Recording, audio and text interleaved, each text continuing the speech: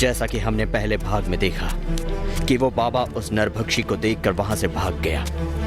जंगल के पास वो नरभक्षी अब भी उस दूध वाले के मृत शरीर को खा रहा था। उसका मुंह पूरी तरह से खून से लथपथ था और बड़े ही बेरहमी से वो शरीर के मांस को चबा रहा था।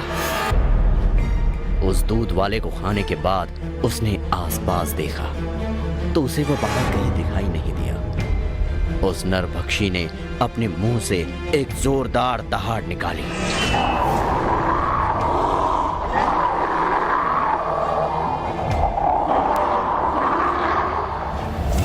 और जंगल की तरफ भाग गया। यहां भागते भागते वो बाबा कुटिया के पास आया और कुटिया के अंदर जाकर कोने में छिप गया। वो बहुत डरा हुआ था। हे ईश्वर, ये नरभक्षी यहाँ कैसे आ गया? इसने मुझे अगर देख लिया होगा तो मेरी खैर नहीं। मुझे जल्दी से इस गांव को छोड़कर दूसरे गांव जाना होगा, वरना यह नरभक्षी मुझे ढूंढ लेगा। वो बाबा डरता हुआ वही छिपा रहा। अचानक वो नरभक्षी उस कुटिया के पास दौड़ता हुआ आया। उसने कुटिया के आसपास देखा पर उसे वो बाबा कहीं दिखाई नहीं दिया। इतने में उसकी नजर जमीन पर पड़ी।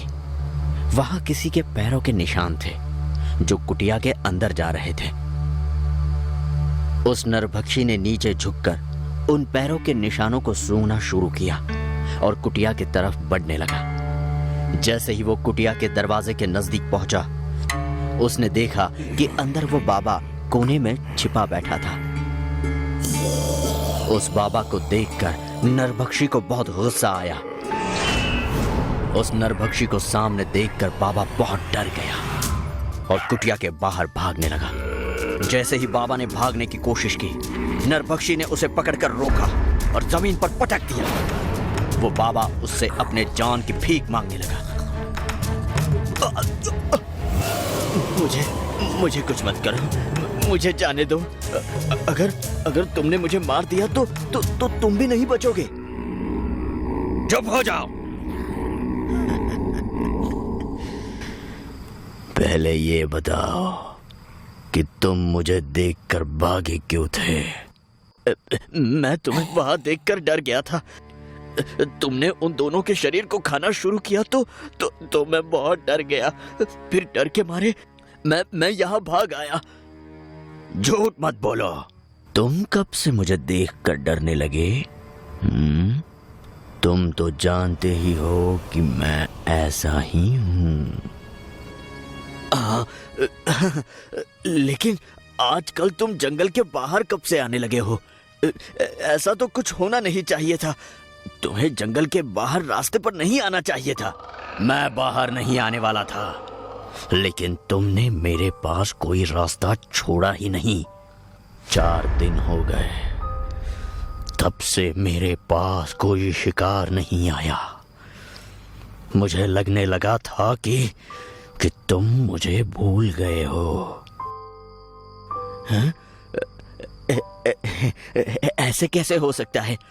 मैं तुम्हें कैसे भूल सकता हूँ? तुम ही तो मेरे जीवन का लक्ष्य हो। हाँ? मैं देख रहा हूँ कि तुम मुझे भूल चुके थे और मुझसे भागने की कोशिश कर रहे थे। नरभक्षी की ऐसी बात सुनकर बाबा डर गया और डरते डरते बोलने लगा। नहीं, तुम गलत समझ रहे हो। तुम मुझ पर यह आरोप नहीं लगा सकते और शायद तुम भूल रहे हो कि आज मेरी ही वजह से तुम 2 शरीर खा पाए हो।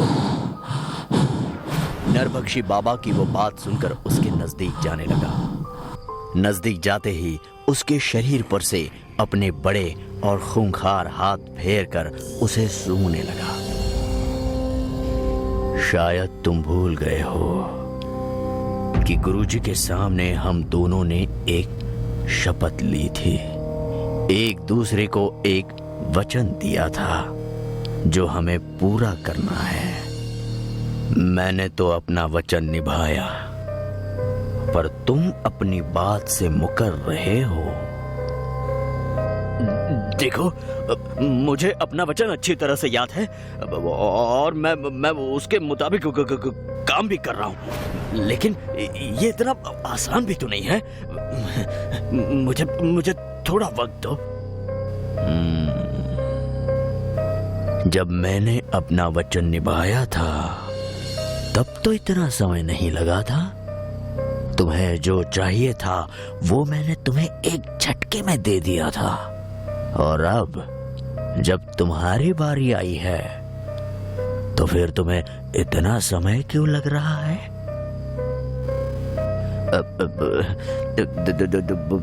तुम्हारा तरीका अलग है, मेरा तरीका अलग है। बस, मैं कुछ नहीं सुनना चाहता। मेरे पास ज्यादा समय नहीं है। तुम्हें अपना काम जल्दी से करना होगा। अगर तुमने अपना काम करने में देरी की तो मैं तुम्हें अपना शिकार बनाऊंगा।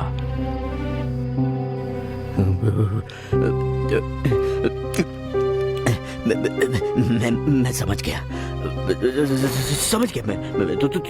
तुम चिंता मत करो। बस तुम जंगल के बाहर निकलना बंद कर दो। हाँ? बाकी तुम चिंता मत करो। क्या कहा? तुम जंगल के बाहर निकलना मुझे क्या करना है और क्या नहीं, ये तुम्हें बताने की जरूरत नहीं है।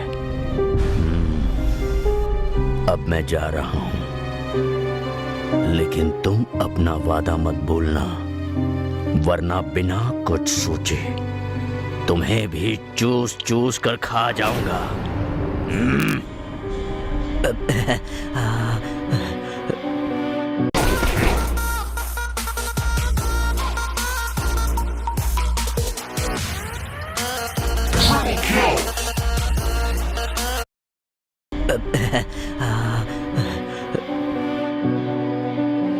बाबा को जान की धमकी देकर वो नरभक्षी वहां से जंगल की तरफ चला गया।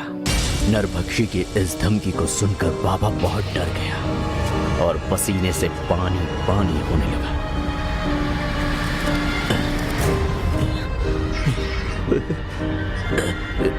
इस जानवर को यही रोकना होगा। अगर इसे यहाँ ना रोका गया तो ये मेरे लिए और इस गांव के लिए बहुत बड़ा और भयानक खतरा बन सकता है। लेकिन इसे कैसे रोकूं? बाबा बड़े ही चिंता में पड़ गया। उसे समझ नहीं आ रहा था कि क्या किया जाए। क्या करूं? किससे मदद मांगूं? मैं अपने वचन को निभा रहा हूं, लेकिन इसे कैसे बताऊं कि गुरुजी की असली आज्ञा कुछ और है। बाबा को अचानक एक बात याद आ गई। हाँ, गुरुजी से जाकर मिलता हूं, वही मेरी समस्या का हल बता सकते हैं। लेकिन मैं जब तक गुरुजी के पास से लौटूंगा तब तक इस गांव का क्या होगा? वो नरभक्षी तो सब खत्म कर देगा। मुझे जल्दी से जाकर तुरंत ही हल निकाल कर आना होगा। अभी निकलता हूं। बाबा उसी समय अपने गुरुजी के आश्रम की ओर निकल गए। वो आश्रम बहुत दूर था, इसीलिए बाबा को आने और जाने के लिए बहुत दिनों का समय लगने वाला था। पहले वो नरभक्षी सिर्फ रास्ते से आने वालों पर ही हमला कर रहा था, पर अब बाबा के गांव से जाते ही वो नरभक्षी गांव में घुस घुस कर लोगों पर हमला करके उन्हें खाने लगा। पूरे गांव में एक डर का माहौल फैल गया। सारे लोग उस बाबा को मदद के लिए ढूंढने लगे, पर वो बहुत दूर जा चुका था। एक रात वो नरभक्षी गांव में शिकार की तलाश में आया और इतने में उसने देखा कि एक आदमी डर डर के रास्ते पर चल रहा था। उसने जोर से छलांग लगाई और उस आदमी के सामने जा पहुंचा। वो आदमी उसको देखकर बहुत डर गया।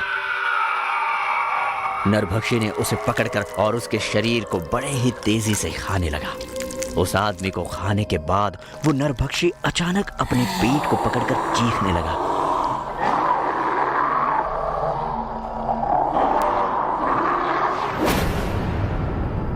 धीरे धीरे उसकी हलचल बंद हो गई और वो वही जमीन पर पड़ा रहा।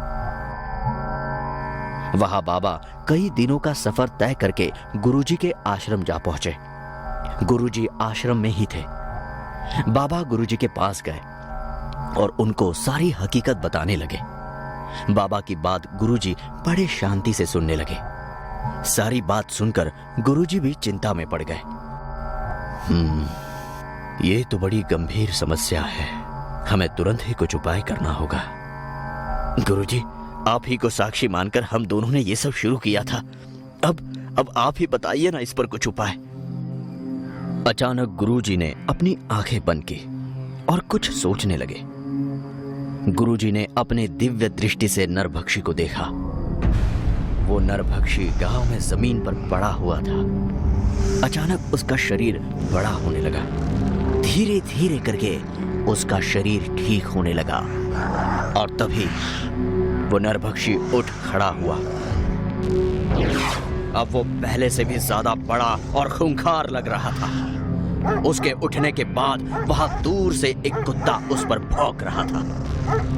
नरभक्षी की नजर उस पर पड़ते ही वो कुत्ता वहीं मर गया और उसकी लाश नरभक्षी की तरफ तैरती हुई आने लगी। ये तो बहुत अच्छा हुआ। अब मुझे छलांग नहीं लगानी पड़ेगी। अब लोगों का शिकार करने के लिए मेरी सिर्फ नजर ही काफी है।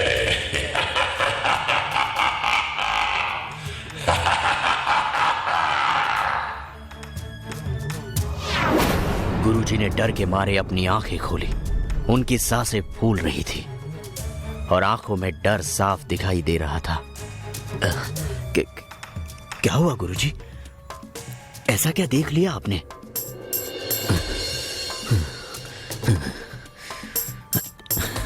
नरभक्षी ने अपना पहला पड़ाव पार कर लिया है और वो भी तुम्हारी सहायता लिए बिना। सुनो, नरभक्षी के आखिरी पड़ाव पार करने से पहले हमें उसे कुछ भी करके रोकना होगा, फिर चाहे इसमें हमारी जान ही क्यों न चली जाए। अपनी आंखों में कुछ निश्चय करके गुरुजी खड़े हुए। उन्होंने बाबा की आंखों में देखा। बाबा की आंखों में अभी भी डर था, पर गुरुजी उस डर के परे जा चुके थे और उन्होंने एक निश्चय किया था। इस तरफ ये हाल था तो दूसरी तरफ नरभक्षी जोर जोर से हंस रहा था।